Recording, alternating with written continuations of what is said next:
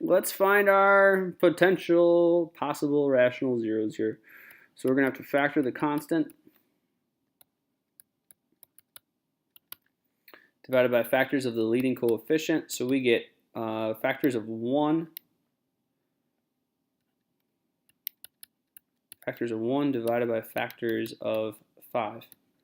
Factors of 1 are 1. Factors of 5 are 1 and 5. So we get 1 divided by 1 is 1.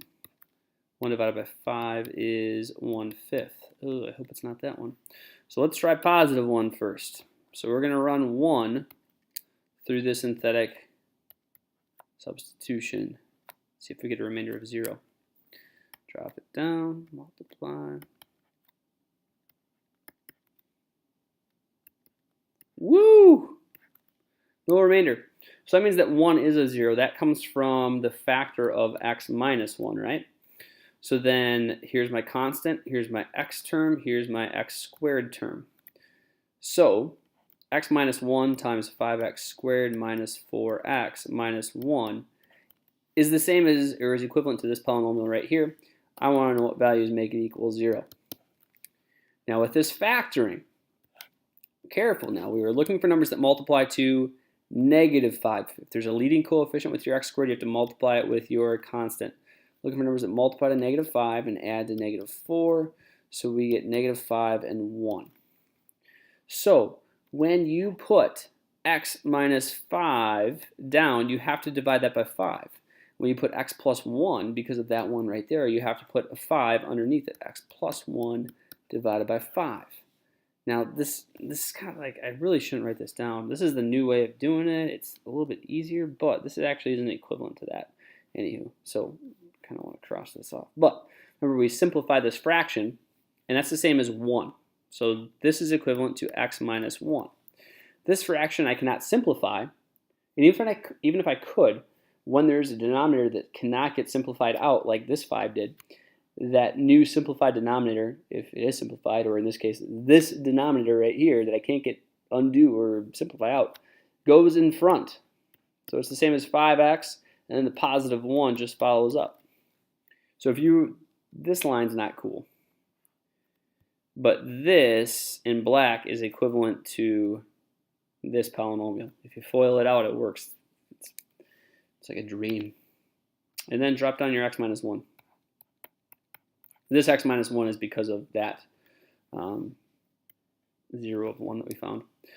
So what values of x make this function x equal 0? Well, 1, 1, and when you solve 5x plus 1 and wonder what value of x makes this equal 0, you get -1/5. Don't believe me? Do the algebra. Oh yeah, there's our solutions.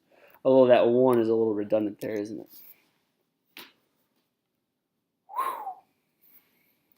Amazing. Let's try it 2 more times. So let's factor our constant, which is -1, but I'm going to write down 1. Factors of 1 divided by factors of 3. So we get 1 and 3. 1 divided by 1 is 1. 1 divided by 3 is 1/3. So then from here, I'm going to try 1. Boy, I hope that works. Let's see. We've been getting lucky lately. In that last one, I was like, oh, maybe I should try -1.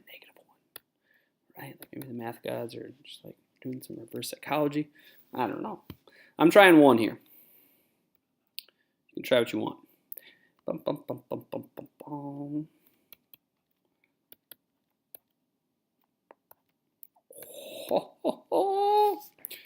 It works. Since the remainder is 0, that means that 1 truly is a 0. It's a value of x that makes the function equal 0. So that 1 being a 0 of the function comes from the factor x minus 1. And then our other factor would be, well, this is our constant, this is our x term, this is our x squared term. Careful, that's a -4. So we have 3x squared minus 4x. That's a positive 1, plus 1. But we're going to try to factor that larger polynomial further. But be careful, there's a leading coefficient. So take your leading coefficient times your constant. That's 3. We're looking for numbers that multiply to 3 and add to -4, which would be -1 and -3, or vice versa. That multiplies to +3 and adds to -4, right? Yeah. So then, this is the line that I don't like to write down, but it's just the fastest way to do this stuff. So I'm going to write down x minus 1, but divide it by the leading coefficient, which is 3. And then I'm going to write down x minus 3, but divide that by the leading coefficient. And now we simplify these fractions. The first fraction I can't simplify, so my denominator goes in front of my x. And then I just write -1. This fraction I can totally simplify. It's the same as just 1. So x minus 1. You know, I don't know. If you're okay with that, just skip the next 15 seconds. This is the same as 1 over 1, folks. So if that bothers you, take this denominator of 1 and put it out in front. Well, that is a 1 there. And then your numerator, your minus, and the numerator, -1, comes straight down. And then don't forget, folks, to drop down your x minus 1 from that part right here. So this right here in factored form is equivalent to the standard form polynomial right up here. Dang, isn't that impressive? We could factor that thing. So we want to know what values make that polynomial now in factored form equals 0. Well, this factor equals 0 when x is 1. This one would be a positive 1/3. Solve that equation or set that binomial equal to 0 if you need to.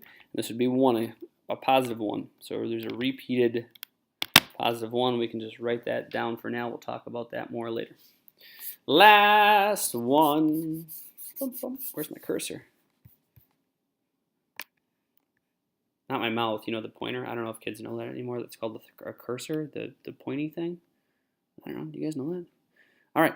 So let's take factors of constant, which is, I don't need to write that down. Let's factor our constant, which is 3. And if I'm writing it down still, leading coefficient 3.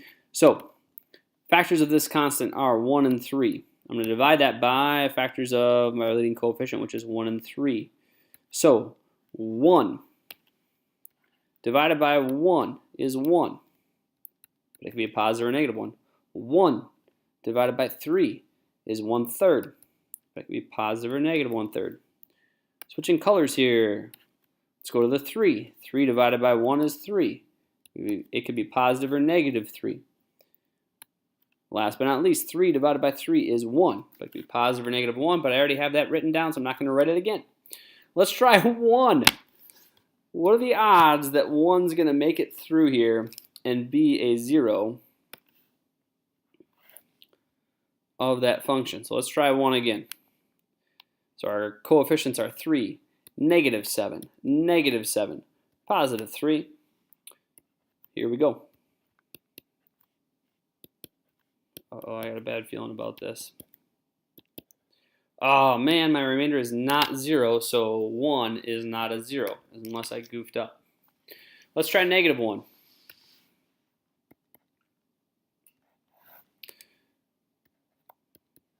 Right, I'm just copying down the same coefficients because it's the same polynomial.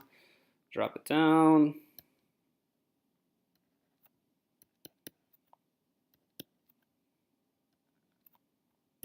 Hey, yes, remainder is 0. So that means that it means that -1 is a 0. And if -1 is a 0, it comes from the factor of x plus 1, right? Because -1 makes this binomial equal 0. So in factored form, that polynomial up top, right here, is equivalent to x plus 1 times, here's my constant, here's my x term, here's my x squared term.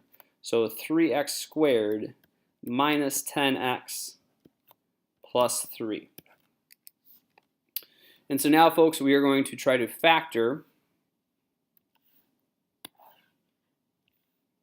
Get out of here, all of you. Just in case I want you back, I'm going to group you. I don't know why, though. Well, I grouped them in case I want to get them back, and I can just bring one of them back, and they all come back.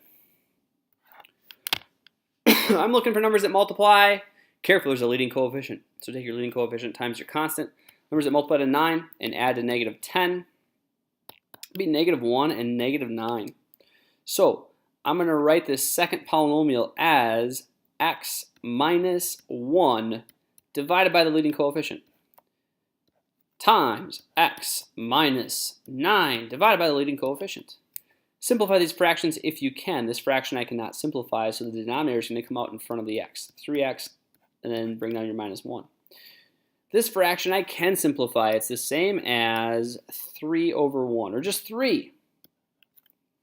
So there's no denominator, or a denominator of 1, that I bring in front of the x, which I don't need to write the 1 in front of the x. So it's just going to be x minus 3. If you were to FOIL this back together, you would get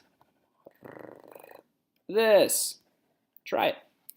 Don't forget to bring down your x plus 1 out in front. My dryer's ready if you heard that song. The polynomial is written up there, but in factored form it's equivalent to this. So now that it's in factored form, we can easily find the values of x that make the polynomial equal 0.